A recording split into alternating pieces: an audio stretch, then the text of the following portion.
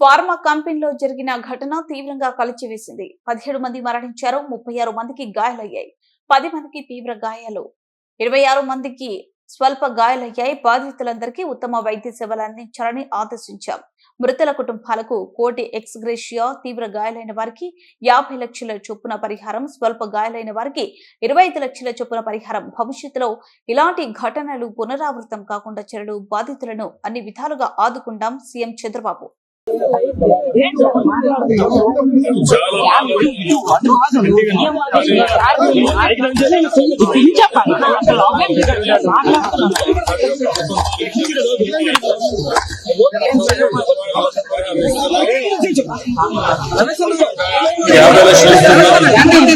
Light గా గాయాలైన వారికి 25 లక్షలు ఇస్తున్నాం. దీనిలోనే సరిపెట్టకుండా ఆ కుటుంబాలను ఏ విధంగా ఆదుకోవాలి. ఇప్పుడు 17 కుటుంబాలు పూర్తిగా నష్టపోయారు. ఎవరైతే జీవనోపాధి కలిగిస్తున్నారో వాళ్ళు చనిపోయిన తర్వాత చాలా బాధల్లో ఉన్నారు. వాళ్ళందరినీ కూడా నేను ఏ విధంగా ప్రభుత్వం కూడా సహాయం చేయగలతో ఆలోచిస్తున్నా. అన్ని విధాలు ఆదుకుంటాం. ఇక్కడ మా ఆఫీసర్లు కూడా చెప్పాను, వాళ్ళు కష్టాల్లో వచ్చినప్పుడు చనిపోయి మార్చిలో ఉన్నప్పుడు వాళ్ళు గౌరవంగా రిసీవ్ చేసుకొని కనీస సదుపాయం కల్పించాలి. నిన్న కూడా చిన్న చెప్పారు, అవన్నీ కూడా కరెక్ట్ చేస్తాం. ఏది ఏమైనా జరిగిన సంఘటన చాలా బాధాకరం. నేను ముందు ఫ్యాక్టరీ పోకుండా ఇక్కడికి వచ్చానంటే ముందు బాధితులను పరామర్శించి ప్రాణాలకు ఇవ్వాలి, తర్వాత సేఫ్టీ ఆడిట్ ఉండాలి.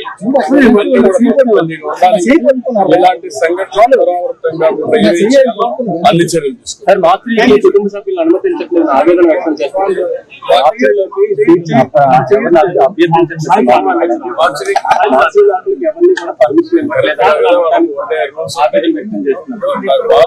నాకు అర్థమైంది.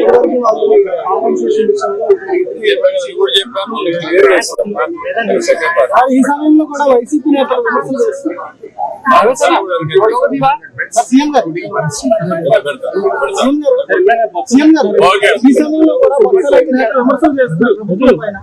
వాళ్ళు విమర్శలు చేస్తారు, ప్రజలు అర్థం చేసుకుంటారు. ఇలాంటి తప్పుడు పనులు చేసి మళ్ళా విమర్శించడానికి